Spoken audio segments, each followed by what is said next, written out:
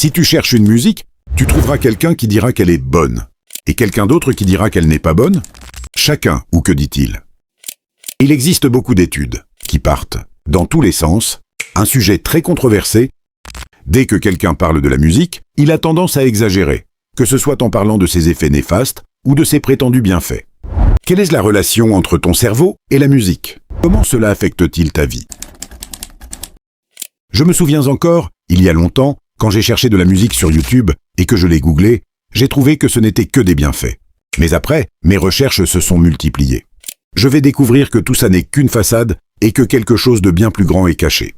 Commençons par les effets positifs de la musique sur le cerveau. Ensuite, nous verrons l'autre face, celle dont on parle rarement. Je vais d'abord te mettre sur la bonne voie et te donner une petite idée de ce qu'est la musique. Ici, nous avons votre cerveau. Ici, nous avons la musique. Et voici votre oreille. Quand vous écoutez de la musique, votre oreille transmet le son à une zone de votre cerveau directement liée à votre humeur. En d'autres termes, cette zone est directement liée à votre humeur et à vos émotions.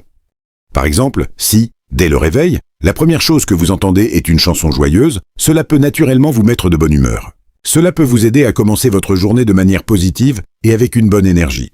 À l'inverse, si vous traversez une période difficile, une musique triste peut parfois vous aider à vous sentir un peu mieux.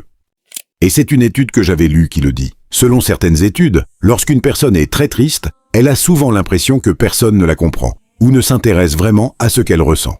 En écoutant une musique mélancolique, son cerveau peut avoir l'impression d'être compris, comme si quelqu'un partageait ses émotions. Cela peut alors lui apporter un certain réconfort et l'aider à se sentir un peu mieux. Et si tu écoutes de la musique en pensant à quelqu'un, tu risques de ressentir encore plus son absence. En écoutant de la musique, vous pouvez en quelque sorte tromper votre cerveau et lui faire ressentir encore plus ce manque. C'est la même chose pour les études ou le travail. Pour certaines personnes, écouter de la musique peut les aider à étudier plus longtemps ou à travailler plus efficacement.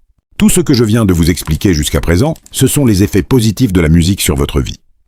Et c'est généralement ce que vous trouvez lorsque vous faites une petite recherche sur la musique. Tout semble positif, comme si tout était parfait. Mais ce n'est pas toute la vérité. Maintenant, plongeons à l'intérieur de votre cerveau pour découvrir comment la musique agit réellement sur lui. Chapitre 2. Le côté sombre de la musique. La musique ressemble à un médicament. Elle peut avoir des bienfaits, mais aussi des effets secondaires. Imaginez une personne qui a très mal à une dent. Il va à la pharmacie pour acheter un médicament qui soulage la douleur. Ce médicament risque de vous donner mal au ventre et peut même aggraver votre état. Mais vous répondrez probablement: je préfère avoir mal au ventre plutôt que de continuer à souffrir de ma dent. Autrement dit, elle a des effets secondaires, mais ses bienfaits sont plus importants que ses inconvénients. La musique fonctionne de la même manière. Elle peut apporter des bienfaits, mais aussi des effets secondaires. Et dans certains cas, ces effets négatifs peuvent l'emporter sur ses bénéfices. Comment?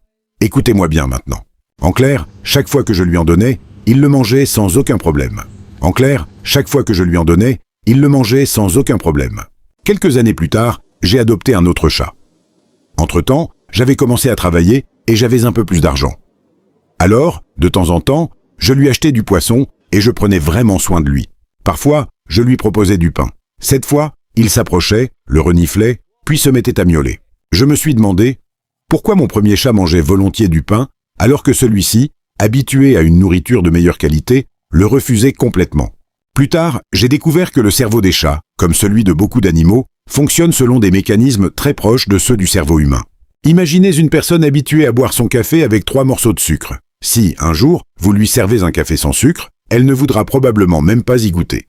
C'est exactement le même principe pour le cerveau. Imaginez une personne dépendante des jeux vidéo qui passe des heures chaque jour devant son ordinateur à jouer. Si vous lui demandez de lire un livre, il se lassera en quelques minutes et retournera vite à ses jeux vidéo. Maintenant, quel est le lien entre tout ça et la musique? La musique provoque une libération rapide de dopamine dans le cerveau. La dopamine est l'un des neurotransmetteurs les plus importants de notre vie, car elle joue un rôle majeur dans beaucoup de nos comportements quotidiens. Alors, quand vous écoutez de la musique, votre cerveau reçoit de la dopamine très facilement. Or, lorsque nous obtenons une forte récompense avec très peu d'efforts, nous pouvons entrer dans un cercle de dépendance. Vous finissez par ressentir le besoin d'écouter de la musique même, pour sortir de chez vous. Même pour étudier, vous avez l'impression d'avoir besoin de musique. Et cette habitude peut se renforcer progressivement jusqu'à ce que vous ayez l'impression de ne plus pouvoir vivre sans musique.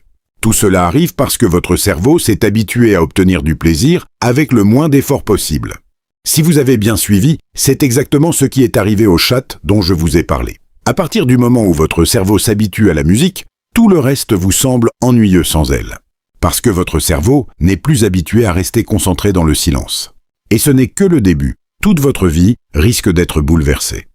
Notre cerveau est conçu pour une vie ordinaire. Il n'est pas programmé pour recevoir des doses massives de dopamine pendant de longues périodes. À force de recevoir ce plaisir, le cerveau s'y habitue et finit par le considérer comme la norme. Et si vous lui retirez cette source de plaisir, il ne fonctionne plus aussi bien. Résultat, les activités les plus ordinaires, comme rester assis, travailler ou simplement marcher, ne vous procurent plus la même satisfaction. Votre cerveau finit par considérer toutes ces activités comme ennuyeuses. C'est comme si votre cerveau était constamment en ébullition. Il n'arrive plus à retrouver le calme ni à se concentrer sur ce qui compte vraiment pour vous.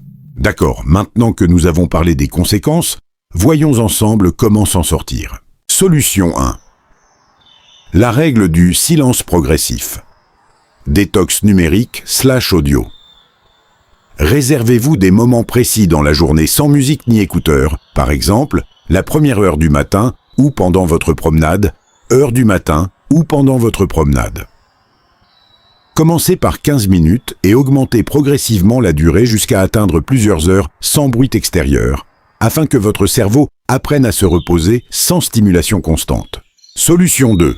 Remplacez la musique par des activités naturelles génératrices de dopamine.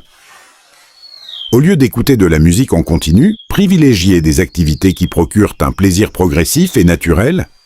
Lire, faire du sport, cuisiner ou discuter avec des personnes en face à face. Cela habitue le cerveau à apprécier des doses régulières et saines de dopamine.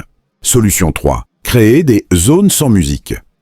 Définissez des moments ou des lieux précis où la musique est totalement interdite. Par exemple, pendant les repas, au coucher ou pendant les heures de travail / d'études. Cela permet de délimiter clairement les zones où le cerveau ne devient pas constamment dépendant du son.